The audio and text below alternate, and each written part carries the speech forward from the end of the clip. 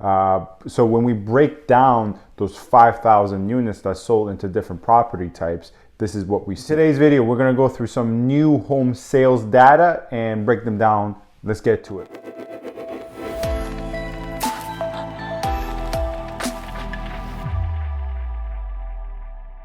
Hello everyone, this is Sam from SaberiSixRealEstate and Remax Realtron Realty Inc. As always, you can find my contact information in the description box with regards to my Gmail, my Instagram, and my office.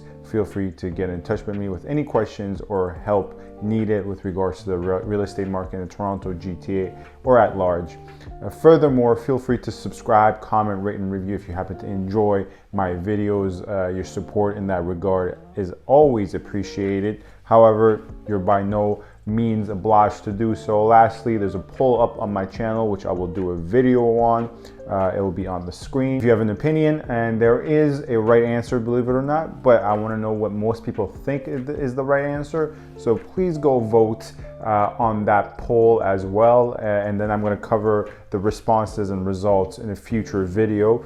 And that's it. Let's get to the point of today's video, which is new home sales data. Now, when I say new home sales data, we're talking about sales of property, whether it be pre-construction condominiums or detached, semi-detached townhomes that are coming directly from the builder, meaning the seller is the builder. So this is differentiated from resale stats. When I go through my monthly reports on this channel, and about 80 to 90% of the numbers I cover is regarding resale properties, whether it's condominiums, detached, semi-detached, townhomes, whatever trends, numbers I discuss is regards to the resale market. And for good reason. The resale market makes up really, honestly, the largest portion of the real estate market at large, and it's not even close. But in today's video, we're going to talk about sales data regarding new homes, newly constructed homes.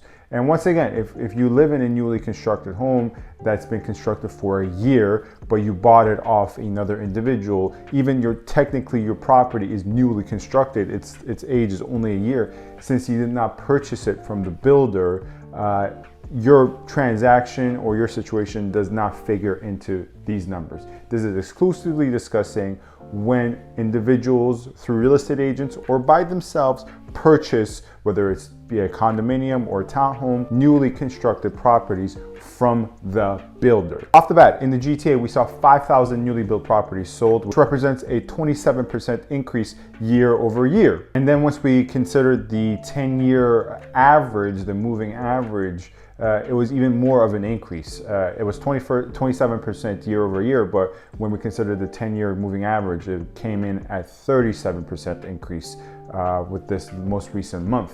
Now, to be exact, it's 5,003 units that sold, newly constructed units that sold. So when we break down those 5,000 units that sold into different property types, this is what we see. Of the 5,003 units sold, about 1,700 of them were freehold properties, meaning, once again, detached, semi-detached, townhome linked, not including stacked townhomes. This is not figured in. If you look at the BILD report, which is the builder's report that I go based upon, in the past, as I've covered this before as well, they do not account for stacked townhomes within the freehold category. So about 1,700 of this 5,003 units that were sold from builders are of freehold properties. Now the 1,700 figure is up 75% in and of itself year over year. That's an alarming number.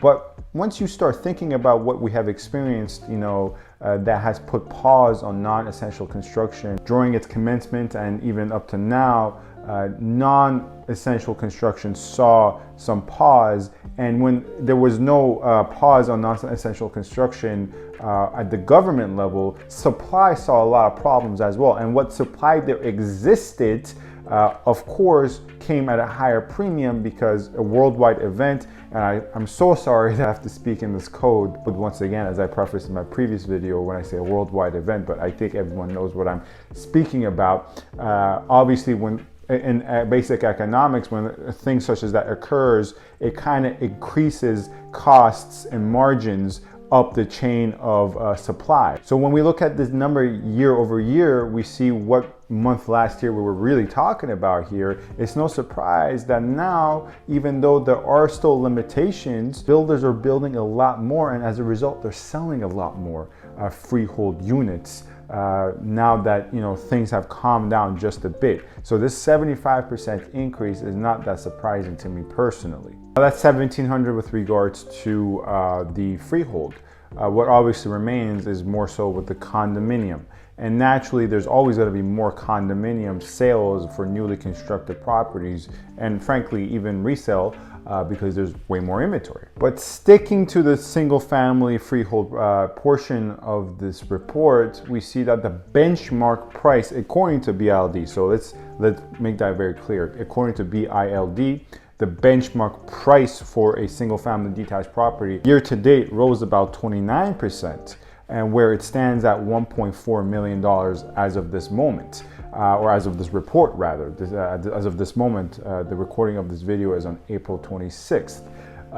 So that obviously a 29% increase year to date does not really tell us anything new. Now, just to be clear, and this is very important for us to understand, this 29% increase is to 1.4 million is a comparison that BILD does to their own previous benchmark. There are other metrics we can use through resale reports and other agencies, my own research and other realtors' own research if they do as such, which few do, to be honest with you, but those who do are really good. Other metrics point to different numbers, other studies point to different numbers, but if this is off, it's not off by much. It is definitely within the 1.3 to 1.5 million dollar range. And once again, just to be clear, this is not Toronto. This is the GTA at large. So we're accounting for anywhere from downtown Toronto to King City to Scarborough, right? So having said all that, let's now break down these transactions of these freehold to geographic areas. And the reason I'm doing this is of the 1,700, Toronto, the municipality of Toronto, only accounted for 60 or so transactions here. And the reason is because it's obvious, a lot of builders don't have enough space to create large developments in Toronto. And what space there exists, it's either nowadays going to condominiums, which are either mostly low rises in some of the city, but in the most major intersections, high rises, mid to high rises. Or what is going to be developed for townhomes, or in rare instances now detached, because once again, you need more land for detached development of several blocks of property. Point being, what is being developed for freehold units is very competitive now. That plot of land within the city of Toronto is scarce, and what there is highly competitive. I made a video in the past talking about how builders are running out of land in downtown Toronto, and gas stations are going for upwards of $70 to $90 million. Now, obviously, those are for condominiums. However, it should get across the point that competition, even though there's a lot of competition between buyers, there is some competition. I think people underrate how much sellers are actually competing against each other on YouTube, on Reddit, in my real estate office with my clients. We always hear about buyers competing, and I talk about it too, and that's very fair. But I don't think we talk about enough, rather, how much sellers are competing against each other as well. I think that's a very underrated note that a lot of people are not bringing up. But point that aside, builders as well. Builders are competing against one another as well, because they're buyers. Builders are buyers at first, right?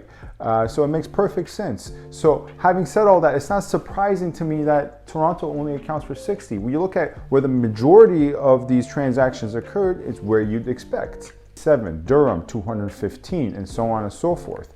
That's today's video. Let me know if you have any further questions. Feel free to subscribe, comment, rate, and review. If you do have any further questions, feel free to get in touch with me. My contact information in the description box. Thank you for watching, and stay in touch.